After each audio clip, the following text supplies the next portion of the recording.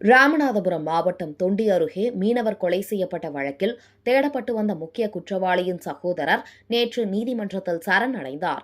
தொண்டி அருகே நம்புத்தாளை படையாட்சி தெருவை சேர்ந்த 33 வயதான மீனவர் நாகூர் செல்வம் மற்றும் அதே பகுதியைச் சேர்ந்த 25 வயதான அடையாள வேலு ஆகியோருக்கு கடந்த 5ஆம் தேதி மாலை கடற்கரையில் படகு நிறுத்துவது தொடர்பாக வாக்குவாதம் ஏற்பட்டுள்ளது.